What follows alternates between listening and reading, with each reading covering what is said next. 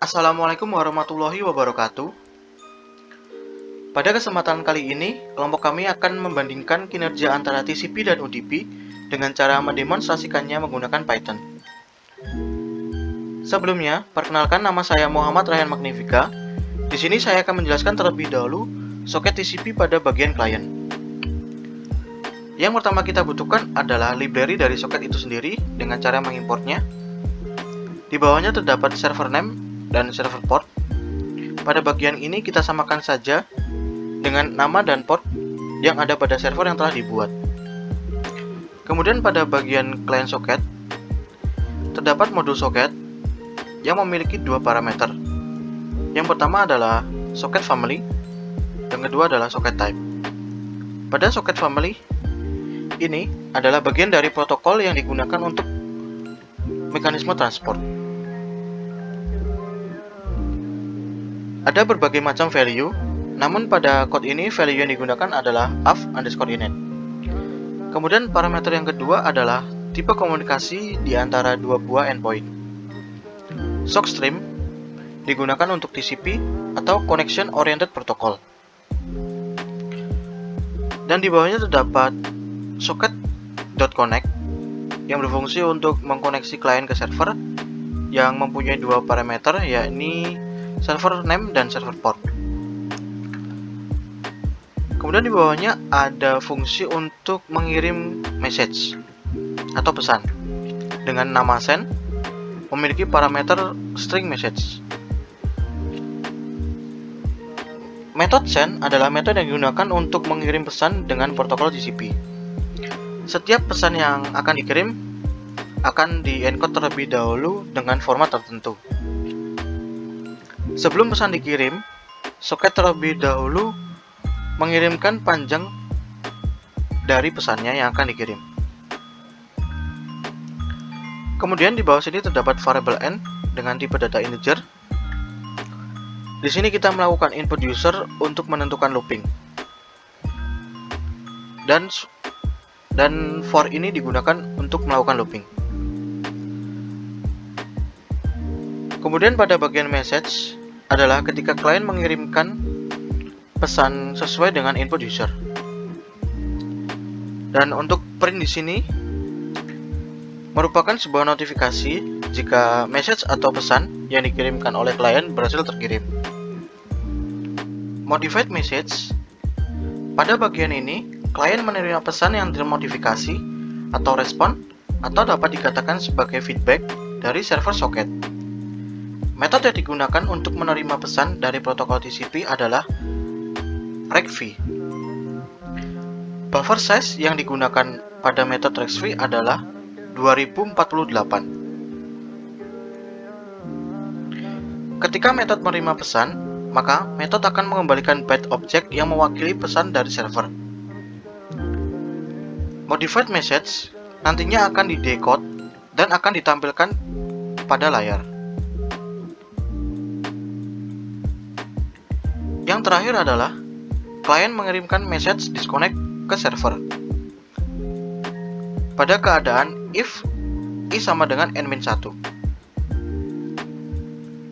yang artinya jika i-nya pada looping sudah sama dengan n-1, maka jika kita tekan enter selanjutnya, secara otomatis klien akan langsung disconnect dari server dan akan menampilkan pesan seperti ini.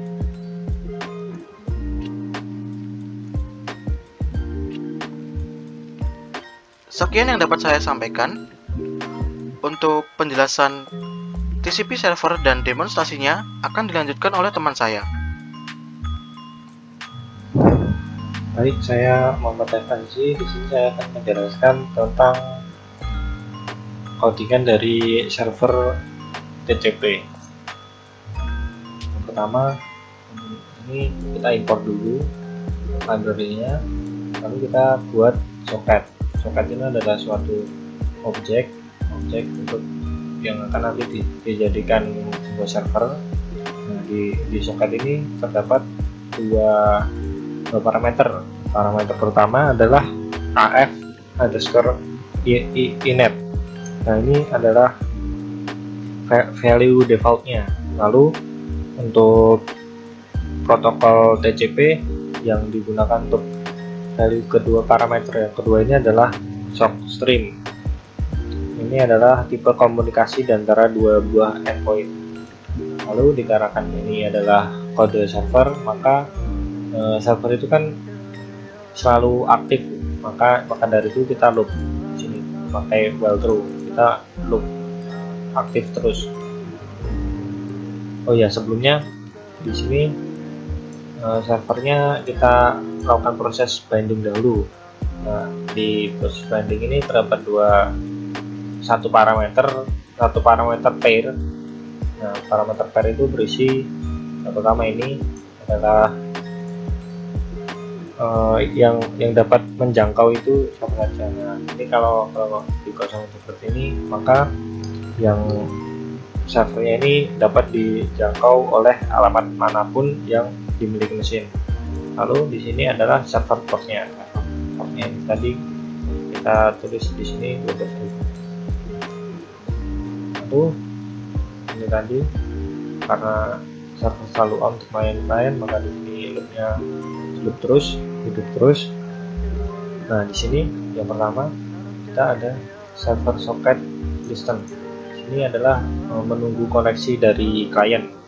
Jadi ini akan menunggu terus sampai dapat koneksi dari klien. Nah, di sini parameternya adalah backlog. Backlog itu seperti antrian. Nah, kalau satu, maka maksimalnya itu satu antrian saja klien yang bisa connect. Lalu untuk menerima koneksi yang masuk, kita menggunakan accept. Accept ini menerima koneksi yang masuk, dan returnnya itu adalah sebuah pair. Pair itu dua buah return. Nah, di returnkan itu adalah ini koneksinya dan address dari kliennya. Nah, ini tadi seluruhnya tadi dalam TCP itu disebut three-way handshake. Jadi klien meminta ke server, klien mengoneksi ke server, server menunggu koneksi dari klien, terus klien koneksi dari server, dan servernya mengaccept koneksi dari klien. Lalu setelah three-way handshake-nya ini tadi selesai, maka dari itu koneksi telah terjadi. Nah, pada itu kita pakai ini, kita buat suatu boolean untuk menandakan bahwa koneksi itu masih ada gitu. Nah, selama koneksi masih ada, maka server kita dapat menerima message dari klien. Nah, di sini message yang diterima itu ada dua, karena dari kode kliennya tadi kan ada dua yang dikirimkan, ada dua. Nah, dari itu di sini yang diterima juga ada dua. Nah, yang pertama yang diterima adalah message length, yaitu panjang message dari klien. Ini menggunakan .receive dengan parameternya ini adalah mark length. Mark length itu panjang maksimum data yang dapat diterima. Nah, kan karena message length itu adalah hanya nggak panjang, kan berarti pakai 246 saja pasti cukup. Nah, lalu yang kedua ini sama menggunakan receive juga, namun karena message length-nya tadi udah ada di sini, udah diterima di sini, kita gunakan message length-nya ini untuk mengisi buffsize-nya. Nah, buffsize-nya itu adalah yang panjang message-nya tadi. Lalu selanjutnya ada message khusus. Nah, message khususnya ini adalah DC. Bila si klien mengirimkan message DC, berarti kliennya meminta untuk memutuskan koneksi. Nah, kalau koneksi diputuskan, maka ya nanti diputuskan di sini. Lalu tadi setiap ada message yang masuk, si server mengirimkan message feedback ke klien. Nah, yang dikirimkan itu adalah ini message yang diterima tadi, dan ditambah ini untuk menandakan bahwa message-nya itu telah diterima oleh server. Lalu ini tadi kalau yang message yang diterima adalah DC, maka karena konektornya ini diubah menjadi false, maka loopnya ini berhenti dan masuk ke sini. Nah, karena konektornya adalah false, maka yang pertama kita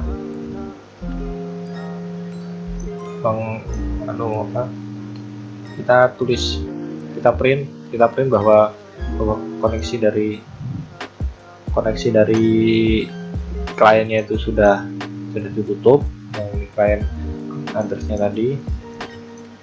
Lalu kita tutup connectionnya tadi kan, ini connection yang koneksi yang masuk tadi kita gunakan terus. Lalu langsung saja selanjutnya kita demo client server PHP. Pertama kita jalankan servernya dahulu. Servernya ini di sini menunggu koneksi dari klien. Lalu kita ke klien. Nah, di sini servernya sudah mendapatkan koneksi dari klien. Kita masukkan saja anggota kelompok kami dapat, langsung input nama dan NIM.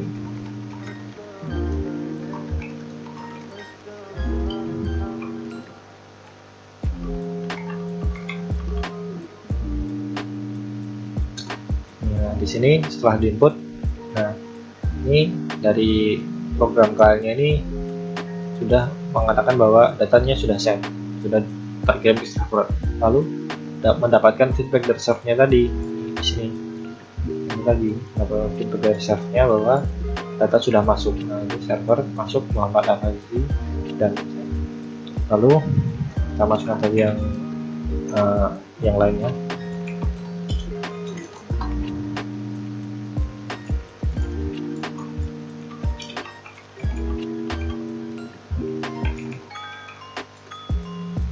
Masuk lagi namanya.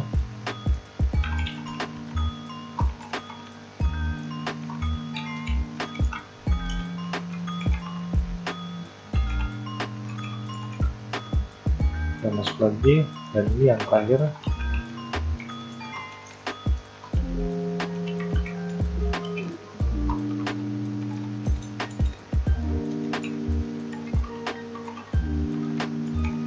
Nah, ini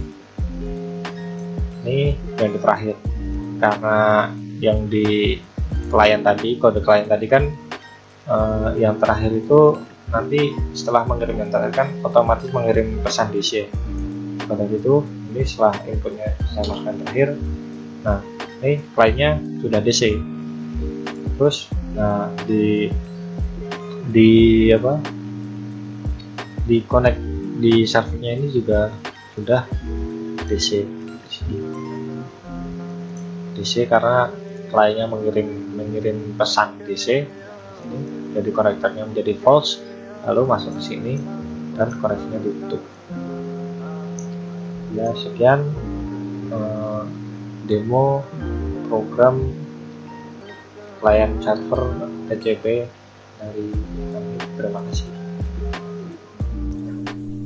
Assalamualaikum warahmatullahi wabarakatuh. Perkenalkan, nama saya Muhammad Fatkur Rahman. Di sini saya akan menjelaskan soket UDP pada sisi klien. Yang pertama, di sini kita membutuhkan library dari soket itu sendiri. Kita mengimportnya. Kemudian di sini terdapat server name dan juga server port. Di sini kita sesuaikan dengan nama dan juga port server yang telah dibuat.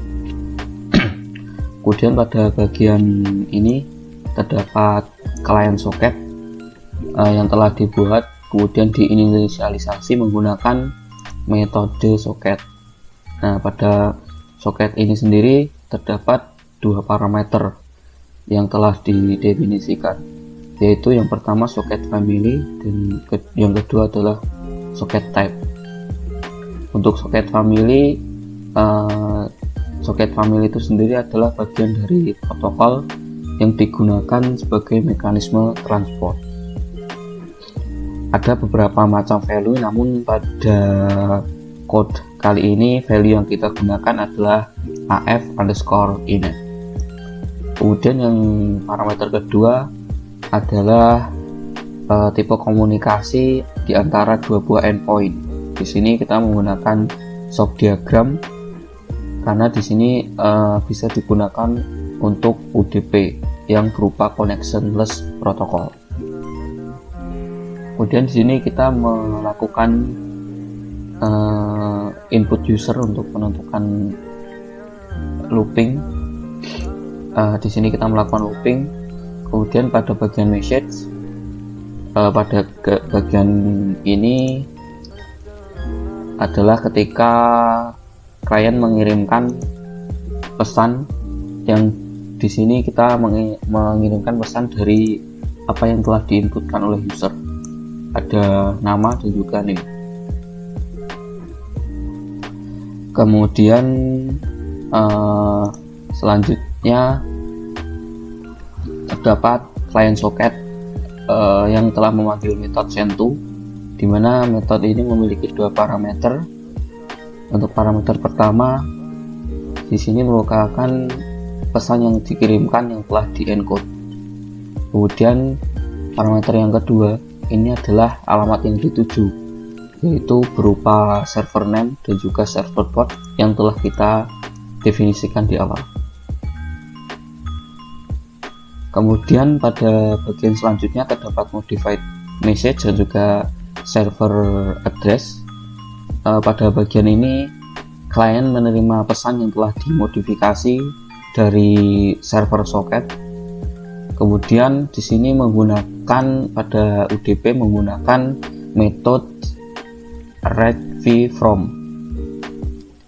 Buffer size yang digunakan pada metode readVFrom adalah 2048. Kemudian ketika metode menerima pesan, maka metode akan mengembalikan dua value. Yang pertama yaitu byte atau pesan dari server. Di sini merupakan modified message. Kemudian yang kedua adalah address dari pengirim pesan. Di sini tertulis server address. Kemudian di bawahnya pesan yang telah diterima dari server socket akan didecode, kemudian akan ditampilkan pada layar. Kemudian pada bagian yang terakhir adalah menutup soket klien setelah tidak ada aktivitas. Nama saya Robertus Agung Setiawan. Selanjutnya saya akan menjelaskan server soket UDP dengan program Python. Pertama-tama saya akan mengimport package soket. Kemudian setelahnya saya akan menginisiasi terlebih dahulu. Soket modul memiliki dua parameter yang didefinisikan, yaitu soket family dan soket tipenya. Soket family adalah bagian dari protokol yang digunakan sebagai mekanisme transport. Ada berbagai macam value, namun pada code ini value yang digunakan adalah AF_init. Kemudian parameter kedua adalah tipe komunikasi di antara dua buah endpoint. Shock diagram digunakan untuk protokol UDP, dengan kata lain connectionless protocol. Selanjutnya adalah proses binding soket dengan host. Tanda petik 2 artinya server soket dapat dijangkau oleh alamat manapun yang dimiliki oleh mesin. Contohnya seperti alamat localhost. Selanjutnya adalah infinite loop agar server dapat menerima setiap pesan yang dikirimkan oleh klien.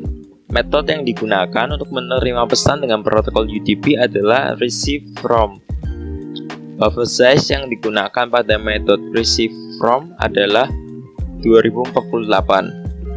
Kemudian ketika metode menerima pesan, maka metode akan mengembalikan dua value, yaitu bytes atau pesan dari klien beserta alamat pengirimnya.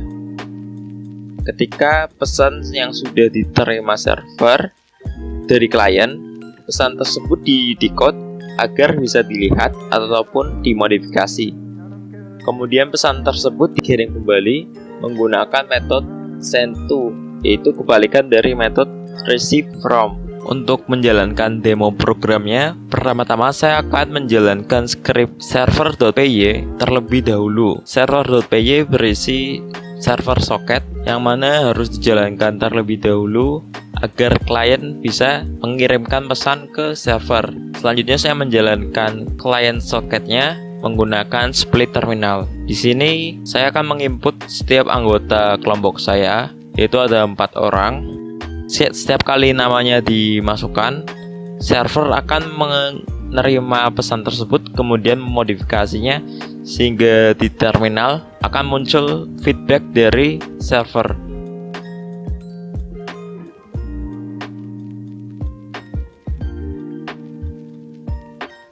Kinerja soket TCP dan UDP dari program Python adalah sesuai dengan teori. Misalnya pada soket UDP, yang pertama tidak ada koneksi antara klien dan server, yang artinya connectionless. Kemudian yang kedua, klien atau server secara eksplisit melampirkan alamat tujuan IP serta portnya ketika mengirim pesan. Begitu pula ketika menerima pesan, alamat IP pengirim dan port akan diekstrak dari pesan yang diterima. Sedangkan pada TCP, server dijalankan dulu untuk menunggu three-way handshake dari klien. Setelah terhubung, barulah klien atau server bisa mengirim atau menerima pesan. Kedua, proses pengiriman pesannya berorientasi pada aliran byte atau connection oriented. Banyaknya byte akan dikirim terlebih dahulu sebelum byte streamnya. Sekian presentasi dari kelompok kami. Mohon maaf apabila masih banyak kekurangan dari presentasi kami. Terima kasih sudah menonton.